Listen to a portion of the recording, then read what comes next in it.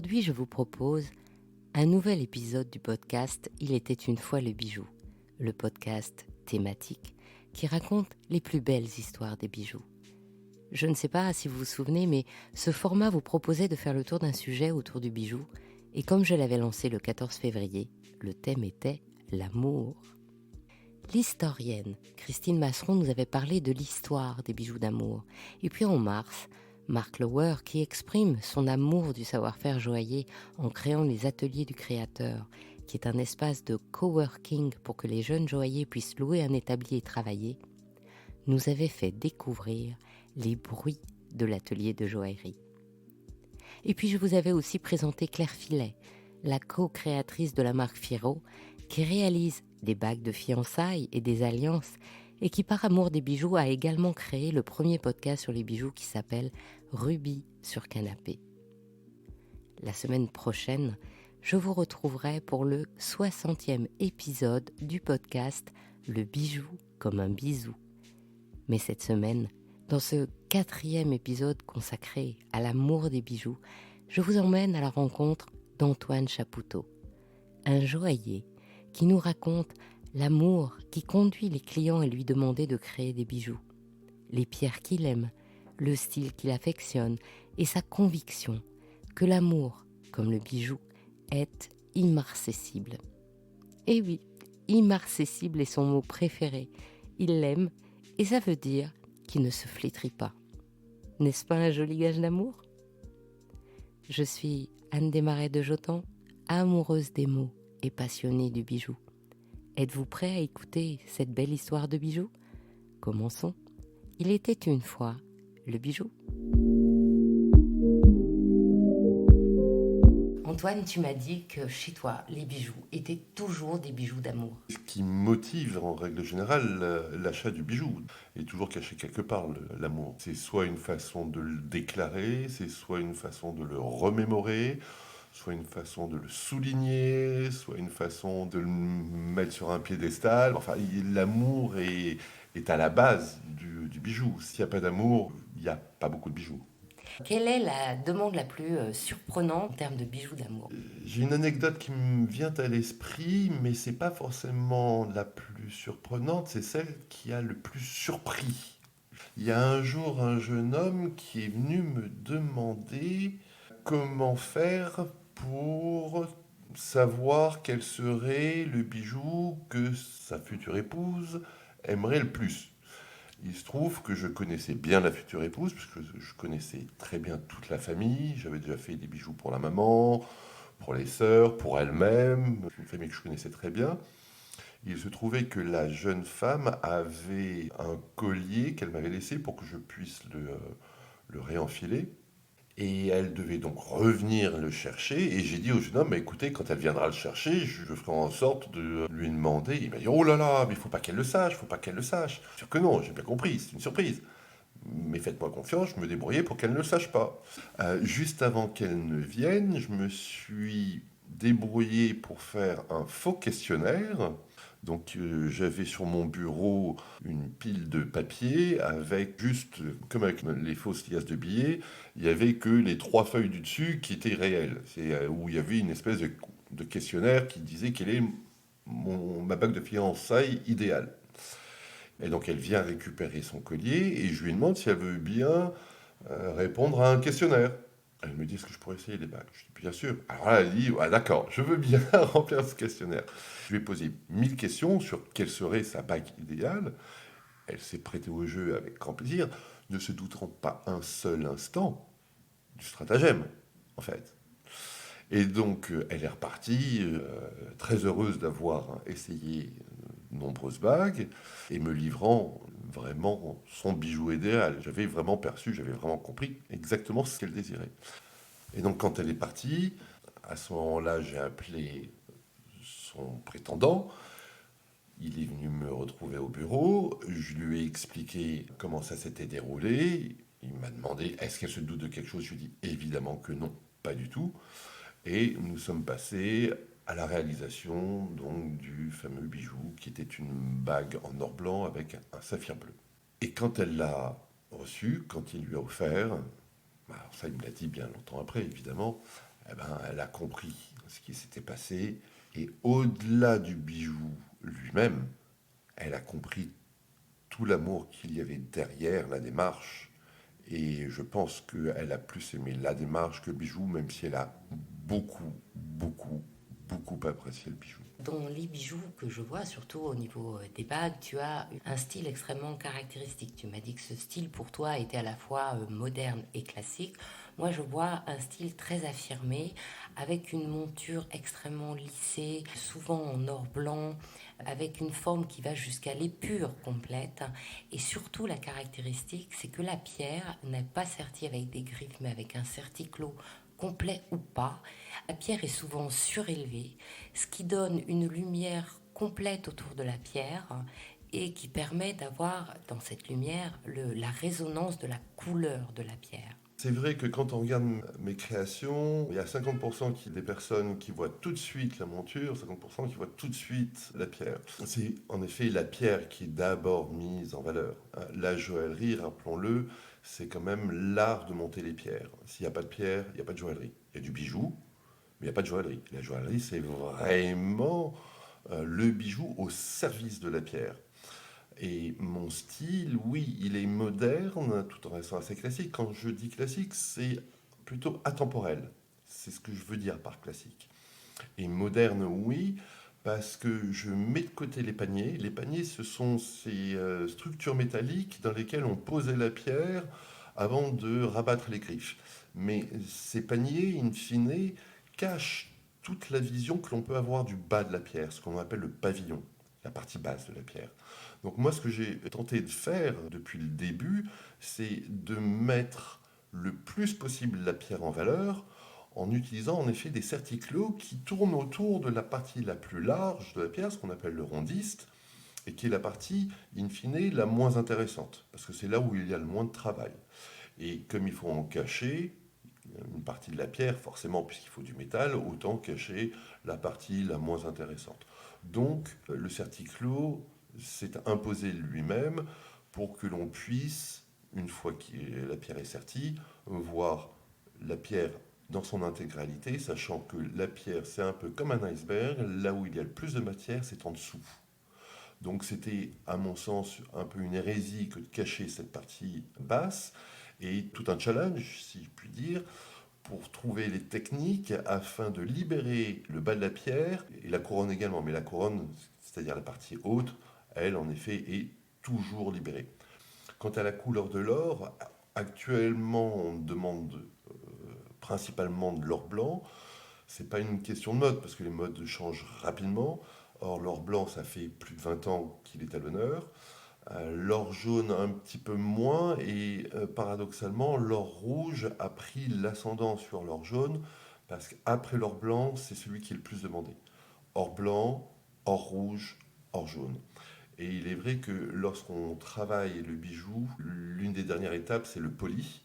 Une fois que l'or est réellement bien poli, il fait un effet de miroir et à ce moment-là, en effet, la couleur de la pierre vient se refléter à l'intérieur et là, c'est encore un autre jeu de couleurs qui arrive, un autre jeu d'émotions, un autre jeu de luminosité et c'est un peu la magie de la joaillerie. Quand on parle d'amour de pierre, est-ce que toi tu as comme ça un amour, on le sent pour les pierres, j'en suis sûre, mais un amour pour certaines pierres par rapport à d'autres? Paradoxalement, je pense que c'est même si je l'adore, c'est le diamant que j'aime le moins. Pourquoi? Même s'il est absolument merveilleux et magique, ce sera le diamant qui offrira le moins de surprises. Les pierres de couleur, elles, ont chacune réellement leur caractère bien à elles. On ne peut pas avoir deux pierres de couleur identiques. C'est quasiment impossible. Elles seront très proches, très similaires, mais quand on les regarde bien, on verra tout le temps une petite différence. Donc c'est vrai que j'ai un petit penchant pour les pierres de couleur et il faut avouer que le saphir présente énormément de couleurs. On croit souvent qu'il est bleu, mais le saphir présente bien d'autres couleurs. Il y a du saphir jaune, du saphir rose, du saphir violet, il y a du saphir quasiment de toutes les couleurs. Et après le saphir, il y a une autre pierre qui présente énormément de couleurs et de variations, c'est la tourmaline. même si elle est plus tendre et donc plus à même de s'user au fil du temps, c'est quand même une pierre qui présente beaucoup d'avantages par rapport à ses couleurs. Et d'ailleurs, tu viens de me présenter une tourmaline qui a un bleu absolument exceptionnel, qui est entre le bleu pétrole avec des variations un peu de gris, un peu de vert, qui est dense comme couleur. Et ça s'appelle, rappelle-moi, j'oublie tout le temps. C'est de l'indigolite. Alors celle-là, est-ce que tu l'adores? Ah, elle est particulièrement belle, l'indigolite est particulièrement rare. Il faut dire que la couleur d'une pierre peut lui donner un nom particulier. L'indicolite est une tourmaline. Et quand elle a ce bleu-là, elle s'appelle indigolite. Tout comme la tourmaline, quand elle a un rouge très spécifique, on va l'appeler de la rubellite. Dans certaines familles de pierres, une couleur particulière va donner un nom particulier. Alors oui, saphir, j'aime beaucoup. Tourmaline, indigolite, j'aime beaucoup. La rubellite aussi. Il y a aussi parmi les grenats que l'on croit rouges une variété infinie de couleurs. Il y en a une très particulière qui s'appelle le grenat démantoïde. Ça aussi, c'est une couleur absolument extraordinaire. La Tout de démantoïde, plus, c'est ce vert qui est presque un vert anis fluorescent presque, c'est ça? exactement. Et qui a un indice de réfraction, c'est-à-dire une capacité à briller incroyable. Et il y a une particularité dans ce grenat démantoïde, c'est une certaine inclusion qui va lui donner de la valeur. C'est la seule pierre au monde dont une inclusion Fait va augmenter. valoriser la valeur, D'accord. la pierre, plutôt que la minorer. C'est une petite inclusion qui représente ce qu'on appelle des fils de rutile et qui sont spécifiques à l'Oural, en Russie, où on peut trouver des grenades démantoïdes avec ce type d'inclusion. C'est une vraie signature. C'est-à-dire que si on trouve un grenade démantoïde avec cette inclusion, c'est signé, ça vient de là-bas. Et donc c'est très rare? Et donc c'est très rare. Et c'est pas l'inclusion qui va faire briller, hein, c'est la qualité de la taille. Donc là, c'est le travail du lapidaire qui intervient. C'est à lui de savoir comment tailler la pierre pour que les facettes jouent un effet de miroir et permettent donc à la pierre de briller comme il se doit.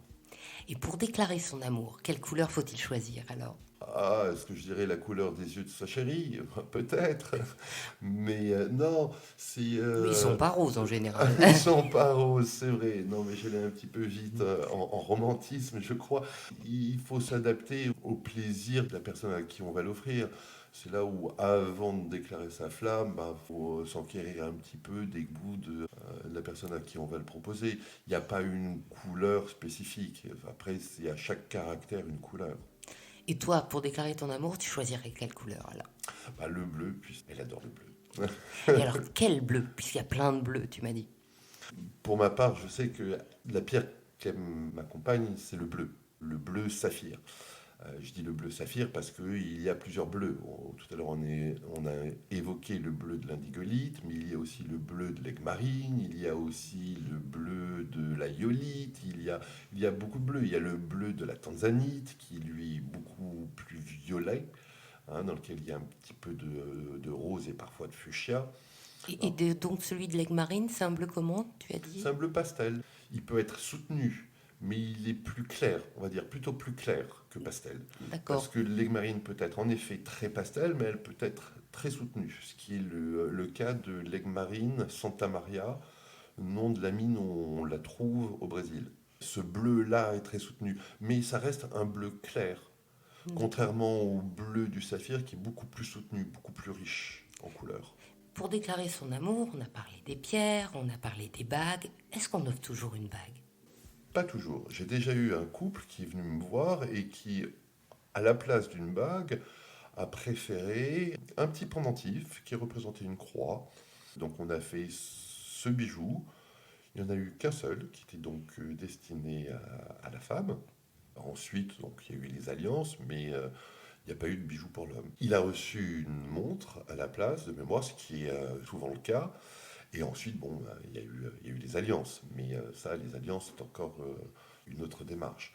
Mais pour déclarer sa flamme, les trois quarts du temps, c'est une bague, en effet, mais pas systématiquement et pas obligatoirement. Il y a derrière l'objet offert lors des fiançailles beaucoup plus la volonté de déclarer sa flamme que la volonté d'offrir à proprement parler une bague. Qu'est-ce qui est le plus adéquat si on veut qu'il y ait deux bagues, c'est-à-dire une pour la dame et une pour le monsieur?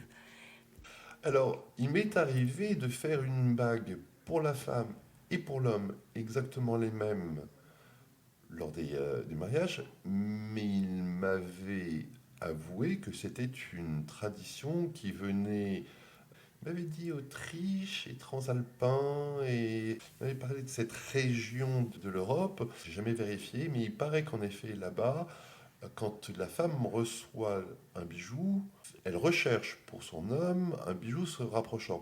Et donc, ce qu'on avait fait, c'était la même bague, mais pour la femme, la monture était beaucoup plus arrondie, alors que pour l'homme, j'avais fait beaucoup plus d'aplat, ce qui masculinisait énormément la monture. Un peu comme une chevalière? Un peu moins à plat, un peu moins typé, parce que la chevalière a une structure très typique, mais un peu. Si on remonte le temps, quand est-ce que tu as décidé de devenir joaillier et d'être amoureux de cette profession? Alors, j'ai pas décidé d'être amoureux d'elle, hein, c'est elle qui m'a attrapé, et quelque part, c'est moi qui ai consenti. Ça remonte à il y a un peu plus de 25 ans, puisque je fête cette année mes 25 ans de création de société, et j'avais commencé à travailler dans le métier 2 ans auparavant. En fait, au cours de mes études, je cherchais encore un petit peu ma voie, et on m'a proposé de travailler pour un diamantaire, et là, ça a été le déclic, et la voie que je cherchais était enfouie en moi, je le savais déjà sans avoir su le verbaliser. Donc quand on m'a proposé d'entrer chez Diamantaire, que j'ai eu le déclic et je me suis dit, mais bien entendu, c'est la joaillerie. Quel était le premier bijou que tu as réalisé? Et le premier bijou que j'ai réalisé, c'est un bracelet pour un homme. Et c'est un bracelet en 3 ors, enfin 2 ors mais intercalés, donc or jaune, or blanc, or jaune. C'est pour ça que je dis 3 ors. C'est un bracelet très simple, extrêmement sobre. J'ai revu donc le monsieur à qui j'avais fait ce bijou il y a 25 ans, il y a très peu de temps. Il m'a avoué ne l'avoir jamais enlevé. C'est un chef d'entreprise qui est extrêmement actif. Il m'a dit, je ne le sens plus. Il est là, il fait partie de moi, je le porte toujours. À bien y réfléchir, c'était ça, le premier bijou que j'avais fait, c'était pour lui. C'était un bracelet. Et le premier bijou d'amour qu'on t'a commandé?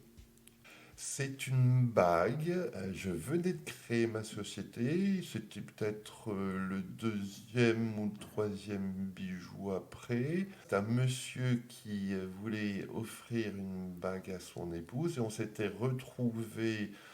Il n'était pas venu à mon bureau parce que c'était compliqué pour lui. Je lui avais proposé de venir à son bureau, c'était compliqué aussi. Je ne pouvais pas le retrouver chez lui parce que sa femme aurait compris.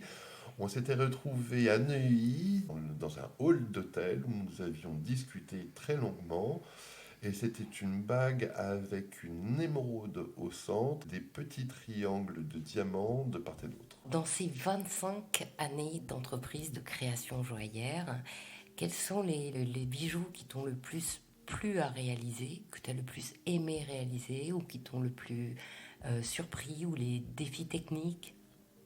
Celui que j'ai le plus aimé, je pense que c'est tout le temps un petit peu le dernier, parce que c'est un peu comme dans une fratrie, le petit dernier est tout le temps le chouchou. Et ce qu'il y a de très étonnant, c'est que j'ai beau refaire inlassablement les mêmes montures, elles sont toutes différentes les unes des autres, ce sont à chaque fois des pièces uniques, parce qu'à chaque fois la pierre est différente, donc à chaque fois je reproportionne la structure de ma bague, et donc du coup à chaque fois elle m'étonne. Même si je l'ai déjà faite 15 fois, 20 fois, 100 fois, ce qui est le cas par exemple de la bague Navona, il n'y en a pas deux identiques. Avec le recul, cette bague Navona qui est constituée de fils, elle peut être polie, brossée, sablée, elle peut être 2 ors avec une seule couleur d'or, 2 couleurs d'or, une des couleurs peut être sablée, l'autre peut être polie, elle peut être en solitaire. Il y a 1000 façons de traiter le bijou, in fine. C'est mon dada, c'est ma façon de travailler depuis 25 ans. C'est comme ça que je fais pour personnaliser les bijoux. Je fais un peu une maïeutique esthétique, c'est-à-dire que je vais pousser mon client a accouché de ses désirs, de son esthétique. Mon travail et mon expérience de sur-mesure, c'est de savoir poser les bonnes questions pour pouvoir comprendre ce que la personne elle-même ne sait pas forcément, c'est-à-dire ce qu'elle aime. J'ai l'impression que c'est le cas de beaucoup de joailliers. On m'a beaucoup parlé de portraits surprises ou de bijoux portraits. En fait, c'est ça, il faut comprendre ce que la personne est pour lui donner ce qu'elle aime. Oui, et l'un des bijoux les plus osés que j'ai fait, je l'ai fait parce que je connaissais très bien ma cliente. C'est-à-dire son mari voulait lui faire une surprise totale, et j'ai vraiment osé pour elle. J'ai vraiment osé pour elle à tel point que quand elle l'a découvert, elle a été un petit peu étonnée. Elle a eu un petit peu de mal à l'apprivoiser. Mais le jour où elle l'a apprivoisé, mais c'est arrivé avec le temps. Parce qu'au bout de quelques mois, elle m'a avoué que c'était son bijou préféré. Il était comment ce bijou alors? C'était un ras de cou avec 4 pierres, 4 diamants de 2 carats. Ils étaient là pour symboliser les 4 enfants. Donc il y avait déjà 8 carats de diamants. Et au total, il y avait 12 carats 56. Donc il y avait 4 carats 56 de pavage, entre baguettes et petits brillants. Tout ça monté sur de l'or blanc et assorti d'un cuir bleu marine. C'est une pièce absolument extraordinaire. Dernière question, est-ce que tu as un bijou fétiche? Pas vraiment, je pense que tous les bijoux sont intéressants. J'ai fait des marque-pages, j'ai fait des dés en ébène et en or qui sont très beaux. J'ai fait des porte-clés, j'ai fait des bijoux très originaux. Je les aime tous, je pense que le bijou c'est presque une âme en soi, c'est un souvenir. Tout ce qui peut permettre de matérialiser le souvenir et de le rendre immarcessible, puisque c'est un terme que j'aime beaucoup, et qui veut dire qu'il ne se flétrit pas. Tout ce qui est donc précieux et immarcessible mérite le terme de bijou, et à ce moment-là, je pense qu'il n'y a pas un bijou meilleur qu'un autre. Merci beaucoup Antoine. Avec plaisir, merci Anne.